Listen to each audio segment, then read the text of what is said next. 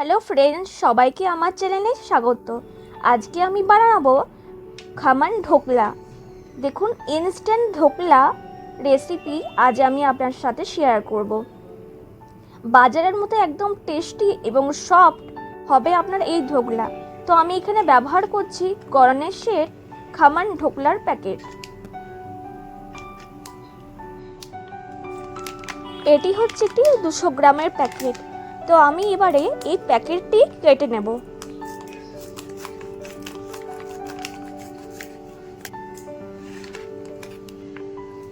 প্যাকেটটি আমার কাটা হয়ে গেছে। এবার আমি একটা কাচের বাটির মধ্যে এই সমস্ত বেসনটাকে ঢেলে দেবো।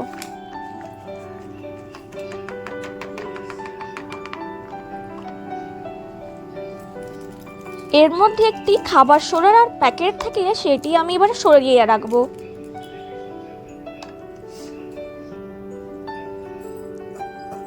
এবার আমি এই বেসনটিকে অল্প অল্প জল দিয়ে গুলতে থাকবো।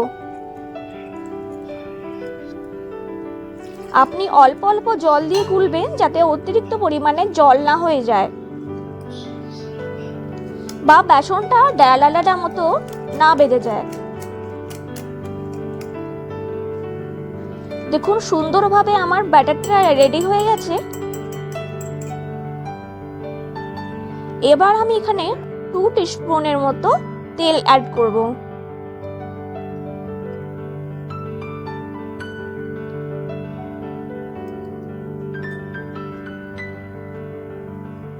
এবং ভালো করে মিক্স করে নেব।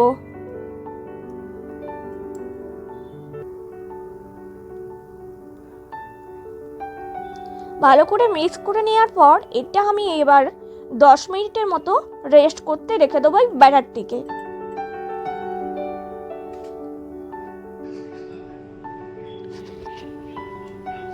এবার আমি একটি গামলা নেব এবং তাতে হাফ গ্লাস পরিমাণ জল অ্যাড করব এবং একটি স্ট্যান্ড ওর মধ্যে রেখে দেবো এবং জলটা গরম হওয়ার জন্য আমি এটা ঢাকা দিয়ে এখন রেখে দেবো। জলটা যতক্ষণ গরম হচ্ছে ততক্ষণ আমি একটা বাটি নিয়ে নেব। একটি অয়েল ব্রাশ দিয়ে আমি ভালো করে বাটিটার মধ্যে তেল লাগিয়ে দেবো।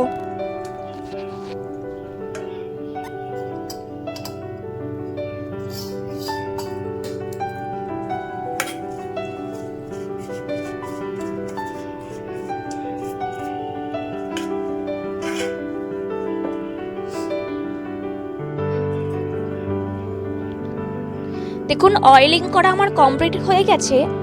এবার আমার ব্যাটারটি 10 মিনিট কমপ্লিট। এবার আমি যে খাবারের সোডার প্যাকেটটা ছিল ওটা এবার আমি অ্যাড করে দেবো।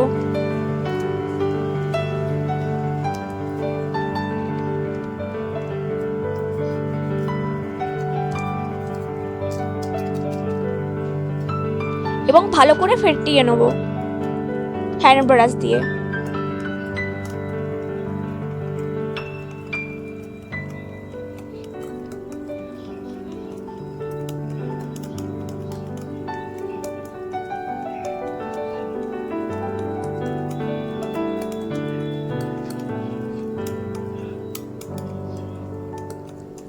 দেখুন, খুব ভালোভাবে ফেটানো হয়ে গেছে। দেখুন সঙ্গে সঙ্গে কতটা ফুলে উঠেছে এই ব্যাটারটি।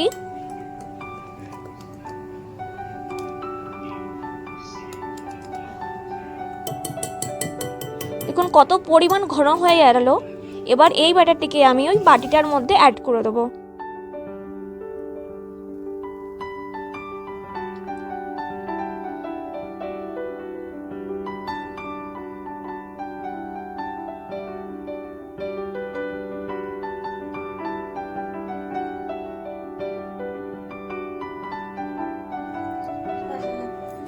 এবং সামান্য একটু ঠুকে নেবো যাতে পরিমাণ মতো সব জায়গাতেই মিলে যায়।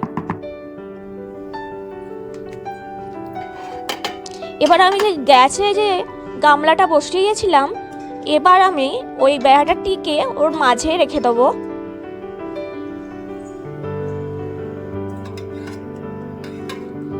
এবং একটি প্লেট দিয়ে আমি ওই ব্যাটারটিকে ঢেকে দেবো। আর এমনভাবে ঢাকনাটা দেবেন যাতে ওই ব্যাটারটির মধ্যে কোনো রকম ভাবে আমি জল না প্রবেশ করতে পারে। 25 মিনিটের জন্য সিদ্ধ হওয়ার জন্য রেখে দিলাম। এবার আমি তড়কা লাগানোর জন্য কিছু কাঁচা লঙ্কা কেটে নেব।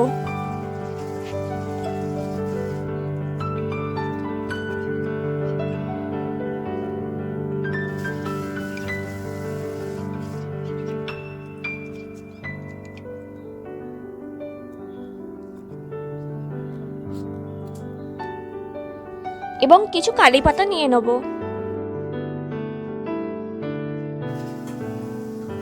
হাফ টিস্পুনের মতো সরষে, 2 টিস্পুনের মতো চিনি। এবার আমি তড়কাটা বানাবো।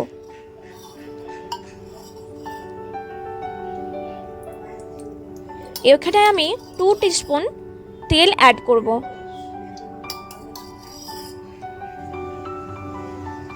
যে সরষেটা নিয়েছিলাম আমি সেটা দিয়ে দেবো। সরষেটা ফুটে উঠলেই কাঁচা লঙ্কাগুলো আমি অ্যাড করে দেবো এবং কারি পাতাগুলো। কিছু সেকেন্ডের জন্য ফ্রাই করার পর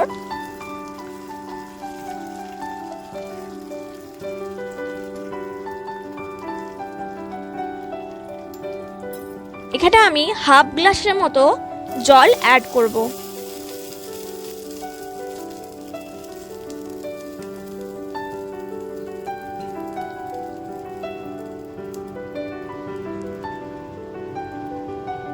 এবার আমি চিনিটা অ্যাড করে দেবো।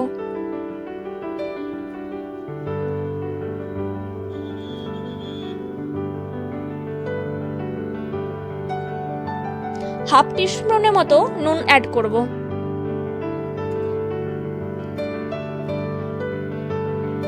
এবার এই তড়কাটা ফুটে উঠলেই আমি অফ করে দেব। তো আমার তড়কা রেডি হয়ে গেছে।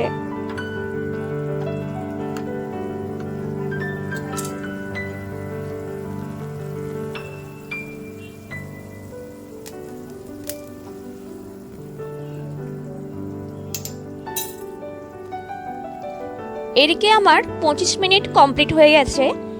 আমি দেখে নেব ঢোকলাটা রেডি হয়েছে কিনা এবং একটি ছুরির মাধ্যমে দেখে নেব যে পারফেক্ট রুটি সিদ্ধ হয়েছে কিনা। যদি ছুরির মধ্যে অল্প রয়ে যায় তাহলে আপনি বুঝবেন আরও কিছুক্ষণ আপনাকে স্টিম দিতে হবে। দেখুন একদম পারফেক্টভাবে তৈরি হয়ে গেছে আমার ঢোকলা। তো আমি এবার এটা নামিয়ে নেব এবং একটি ছুরির সাহায্যে বাটির চারপাশগুলো ভালো করে কেটে নেব।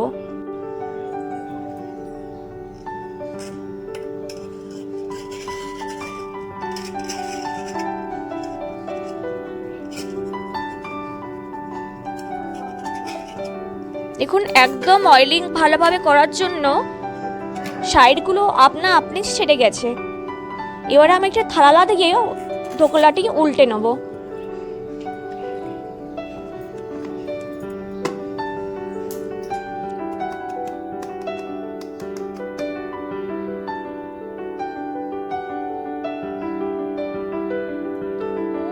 ঢোকলাটা আমার একদম পারফেক্টভাবে তৈরি হয়ে গেছে। আপনি দেখুন কতটা স্পঞ্জি হয়েছে।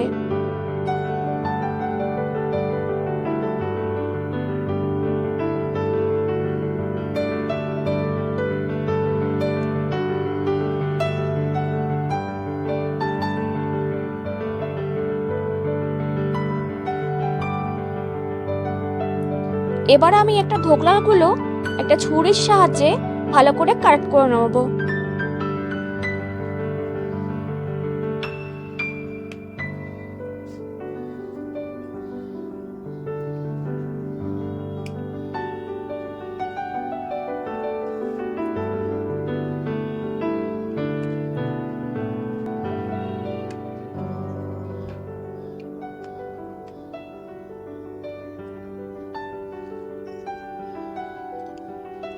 এবার আমি যে তড়কাটা বানিয়েছিলাম আস্তে আস্তে আমি সমস্ত উপরে তড়কাটা লাগিয়ে দেবো।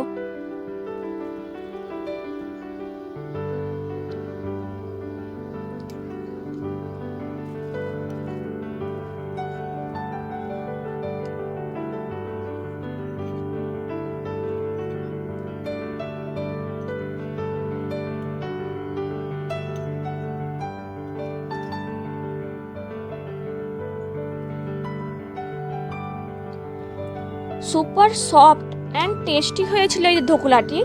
আপনি দেখুন, বুঝতেই পারছেন কতটা স্পঞ্জি হয়ে গেছে এবং খেতেও অপূর্ব স্বাদের হয়েছিল এই ধোকলাটি। তো আপনারাও অবশ্যই ট্রাই করবেন ইনস্ট্যান্ট খামান ঢোকলা রেসিপি। তো খুবই চটজলদি হয়ে যায় এই রেসিপি, নাস্তার জন্য একদম পারফেক্ট। তো কেমন লাগলো আমার রেসিপিটি অবশ্যই কমেন্টস করে জানাতে ভুলবেন না। Thanks for watching, like comment subscribe my channel. Bye bye.